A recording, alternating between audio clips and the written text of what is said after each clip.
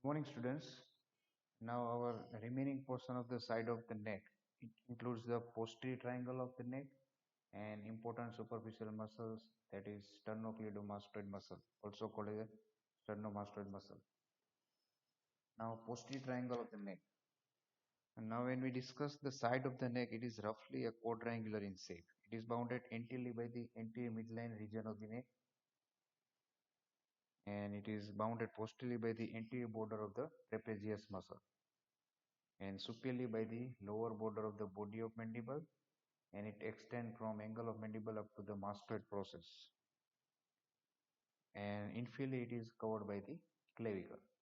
So this quadrangular area is called as the side of the neck. Now it is again divided into two equal large triangle, that is called as a anterior triangle and posterior triangle by the presence of diagonally presence of superficial muscle, that is called as a sternocleidomastoid muscle, that across from mastoid process to upper end of the sternum. So today we discuss the posterior triangle of the neck. So these are the boundary of the posterior triangle of the neck. This one is the sternocleidomastoid muscle. This one is the trapezius muscle. So we divide this triangle into anterior triangle and posterior triangle. Okay. And in the lower aspect there is a clavicle. Upper aspect there is a mastoid process, and it is occipital bone.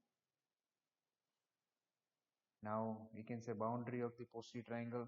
It is bounded anteriorly by the posterior border of the sternocleidomastoid muscle, posteriorly by the anterior border of the trapezius muscle, and lower part base is formed by the upper portion of the clavicle, upper one third, middle one third of the clavicle, and apex is lies upward, that is formed by the meeting point of this anterior aspect as well as posterior aspect, that is present at the mastoid process. Now roof of the posterior triangle of the neck. It is formed by the investing layer of deep cervical fascia, as we learned in the previous topic.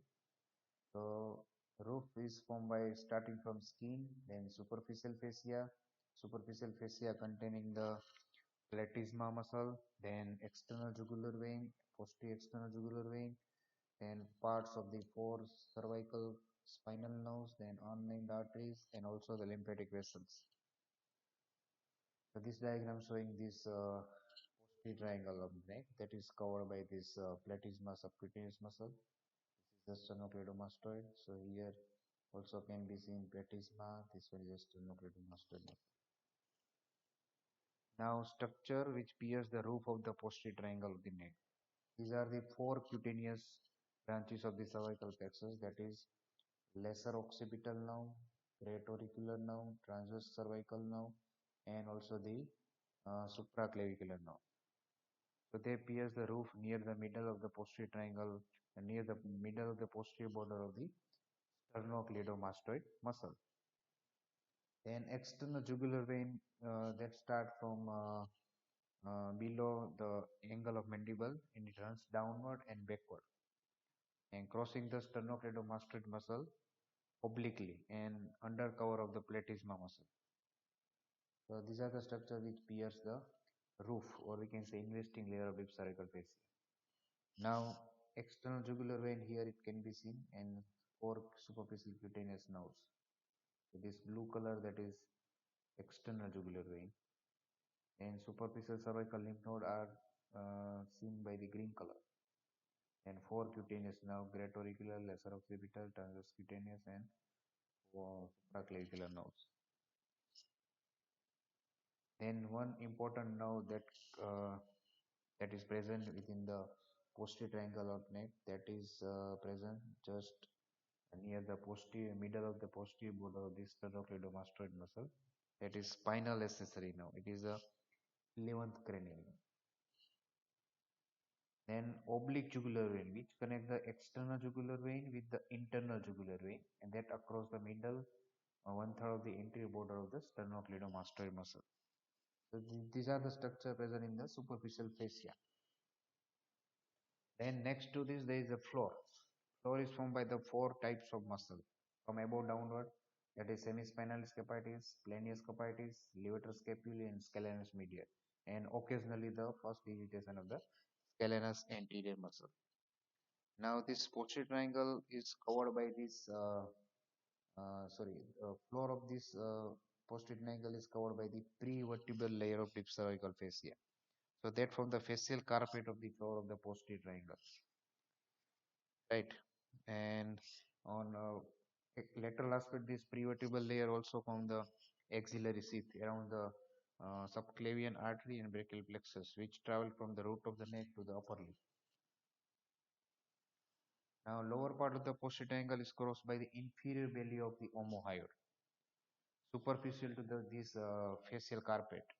So this inferior belly of the omohyoid, which divide this whole posterior triangle into another sub triangle, that is upper one, larger one, that is called occipital triangle, and lower one, that is smaller one, that is supraclavicular or subclavian triangle. So these are the two subdivision of the posterior triangle that is done by the key muscle, that is inferior belly of omohyoid. Now, content of the occipital triangle that is present on the above the inferior belly of omohyoid. So this is the occipital triangle. Now, mainly which nerves are present within the occipital triangle? So that is the most common is the spinal accessory nerve, then upper part of the brachial plexus, then also the four cutaneous branches of the cervical plexus, 1, 2, 3, and 4, and also the muscular branches for the two for the levator scapulae, two for the trapezius, and now to rhomboideus that passes. These are the now present in the occipital triangle. Then blood vessels artery, that is the occipital artery, part of the occipital artery, that is a branch of external carotid artery, and also the transverse cervical artery, and also the transverse cervical vein. And lymph nodes present are along with the posterior border of the sternocleidomastoid muscle, and supraclavicular lymph node and occipital lymph nodes. Supraclavicular and occipital group of lymph nodes. These are the content of the occipital triangle. Then content of the subclavian triangle or supraclavicular triangle. So here there is a three trunks of the brachial plexus. This is the supraclavicular or subclavian triangle. Three trunk of the brachial plexus are present. Then now to subclavius and now to serratus anterior. It is also present. And also the suprascapular nerve. Okay. So these are the nerves present in the subclavian triangle. Then blood vessels are the third part of the subclavian artery and vein. Also the suprascapular artery and vein. Also the transverse cervical crosses from anterior to posterior. Transverse cervical artery and termination of the transverse cervical vein. And also the lower part of the external jugular vein that drain into the subclavian vein. And lymph nodes are the few members of the supraclavicular chain.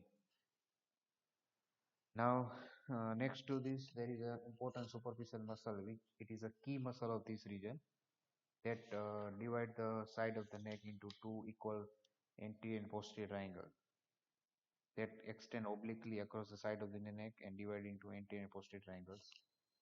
So, sternocleidomastoid muscle, according to direction of the muscle cavity, is a cruciate type of muscle. It has origin is below and insertion is on the upper part. So it arises by the two head, sternal head and clavicular head. So it from the sternomastoid and sternoccipitalis.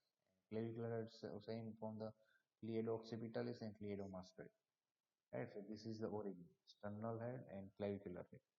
Sternal head is the tendinous one and arises by the rounded tendon from the superolateral part of the front of the manubrium sterni and below the suprasternal notch and passes upward and backward and laterally in front of the sternoclavicular joint. And clavicular head, it is a flat one and it is a musculoaponeurotic. It arises from the medial one-third of the superior surface of the clavicle, passes vertically upwards deep to the sternal head, and along with which it unites with the fusiform belly. Now, insertion of the sternocleidomastoid, it passes upward and backward, and it is inserted by the thick tendon on the lateral surface of mastoid process. This is a mastoid process. Lateral surface of mastoid process, and by the thin aponeurosis, it is inserted into the lateral half of the superior nuchal line. This is the superior nuchal line. So lateral half of the superior nuchal line receives the aponeurotic fiber. Now arterial supply of the sternocleidomastoid muscle. This is the sternocleidomastoid, which divide the side of the neck into anterior triangle and posterior triangle. Okay. Now arterial supply of the sternocleidomastoid, it is supplied by branches of the particularly the external carotid artery, that is in the upper part. Here in the upper part, it is supplied by the occipital artery, and behind the auricle, posterior auricular artery. Both are branches of external carotid artery. Then middle part of the triangle is supplied by the superior thyroid artery. Middle part of the sternocleidomastoid is supplied by the superior thyroid artery. That is again branch of external carotid artery. And lower part, that is supplied by the suprascapular artery. So these are the three arteries, 3 or 4 arteries supply the muscle. Now nerve supplies. Sternocleidomastoid muscle is supplied by the spinal accessory nerve, and it is also supplied by the ventral rami of the C2 and C3, which are mostly sensory and carrying proprioceptive sensation from the muscle. Now the action of the sternocleidomastoid muscle. So this diagram showing the only one muscle, unilateral muscle is acting, and both the muscle acting together. When the single muscle, right or left, is contract, so it tilts the head towards the shoulder on the same side and rotates the head so that chin turns to the opposite side. So these movements occur during the upward sideways gaze, or we can say glance. Now when both the muscles act together, they draw the head forwards, like in lifting the head from the pillow, or we can say bending the head during eating the food. If the head is fixed by the prevertebral muscles, the two sternocleidomastoid muscles act as a accessory muscle of the respiration during forceful inspiration. Now the relation of the sternocleidomastoid, it is enclosed in the investing layer of deep cervical fascia, and that is pierced by the accessory nerve and 4 sternomastoid arteries. Now superficial relation of the sternocleidomastoid muscle are the skin, superficial fascia, superficial lamina of deep cervical fascia, then platysma muscle, then parotid gland, external jugular vein, and superficial group of lymph nodes, then great auricular nerve, transverse cutaneous nerve, and medial supraclavicular nerve. And deep to the sternocleidomastoid muscle, bony portion, that is mastoid process above and sternoclavicular joint below. Then carotid sheath, that is actually the content of the carotid triangle part of the anterior triangle. Then muscle are the infrahyoid muscle, that is sternohyoid, sternothyroid, omohyoid. 3 scaleni muscle, this muscle from the floor of the posterior triangle. Then levator scapulis, planus capitis, longissimus capitis, and from anterior to posterior belly of digastric. So these muscles are present deep to the sternocleidomastoid. Then arteries and veins are the common carotid, internal and external carotid artery. Then occipital artery. Then 4 branches. It's as a sternomastoid artery. Then subclavian artery. Then its branch suprascapular artery and transverse cervical artery. Veins are the internal jugular vein, anterior jugular vein, and in the facial and lingual veins. They are present deep to the sternocleidomastoid. The nerves are the 10th and 11th cranial nerve, that is vagus and accessory, cervical plexus, upper part of the brachial plexus, as we seen in the supraclavicular triangle, and phrenic nerve, and also the ansa cervical is present in the anterior wall of the carotid sheath. These are the nerves present deep to the sternocleidomastoid, and lymph nodes are the deep group of cervical lymph nodes. Now, clinical anatomy. Most common swelling in the posterior triangle of the neck, that is the enlargement of the supraclavicular group of lymph nodes, that may be caused by either lipoma, cystic hygroma, or any cervical rib or pharyngeal pouch is there. And supraclavicular lymph nodes are commonly enlarged in case of tuberculosis, Hodgkin's disease, malignant growth of the breast, arm, or chest. Third clinical node, that is signal nodes, or we can say virtuous or scalene nodes, also called the left side supraclavicular group of lymph nodes, that can be enlarged in case of malignant growth of the distant organs such as stomach, testes, and other abdominal organs. Then most common clinical anatomy related with this, that is Rhinic or Torticollis. It is a clinical condition in which head is bent to the one side and chin points to the opposite side. It is due to the spasm of the sternocleidomastoid and as well as trapezius muscle supplied by the spinal accessory nerve. Common four types are the rheumatic, torticollis, reflex torticollis, congenital, and spasmodic. Congenital torticollis is due to the birth injury to the muscle, and permanent torticollis may occur due to subsequent ischemic contracture is there. And reflex torticollis is due to the irritation of the spinal nerve caused by any inflammation or suppuration in the lymph node. Or spasmodic torticollis due to exposure to cold and mild adjustment of the pillow during the sleeping position. And in case of any malignant growth of this region, along with this, there is a removal of the cervical lymph nodes. So that condition is called as a block dissection of the malignant growth. So this is about the clinical anatomy of the uh, posterior triangle. Also, the clinical aspect of the arteries, the subclavian artery. There is a Edson test can be done for the cervical rib. Cervical rib is present from C7 spine onwards. Means just above the first rib, there is a presence of cervical rib, and cervical rib can pressurize over the subclavian vessels. So Edson's test means the arm is raised from near the head region in case of abduction, overhead abduction of the arm.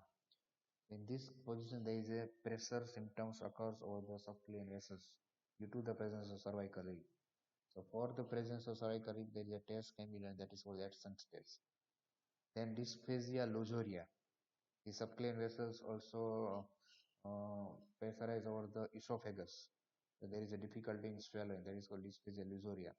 And Blaylock's operation for any congenital anomaly, that is called a Fallot's tetralogy. Then elective arterial surgery of the common carotid artery for any aneurysm or any arteriovenous fistula or arteriosclerotic occlusion are there. Then blood supply of the upper limb decreased due to the compression of the second part of the subclavian artery, maybe due to the scalenus anterior muscle, because between scalenus anterior and scalenus medius muscle there is a subclavian artery second part is passing. So sometimes there is a blood supply to the upper limb is decreased due to compression of the heart. And in case of old age, particularly in case of congestive cardiac failure, there is a increase the pressure over the venous vein. That is called as a jugular venous pressure is increased. So external jugular vein particularly can be seen as a dilated vein in the side of the neck, in particular in the old age. So this is about the sternocleidomastoid and posterior triangle of the neck. Now some picture of the clinical anatomy. This first diagram showing the cystic hygroma, differential diagnosis of the enlargement of the posterior triangle of the neck. Then lipoma, that is a subcutaneous uh, swelling of the fatty tissue, that is called lipoma. Then supraclavicular lymphadenitis is there. Particularly left supraclavicular lymph node are enlarged, that is called the virtuoso scalene node. Left supraclavicular lymph node are enlarged. These three diagrams showing the torticollis or Rhinic. Contracted sternocleidomastoid muscle. And cervical rib is present, and that pressurize over the subclavian vessel. This is the cervical rib over the first rib. Extend from transverse process of C7 or the first rib. Okay. So cervical rib test can be done. That is called the Edson's test. So I hope you learn very well. Thank you.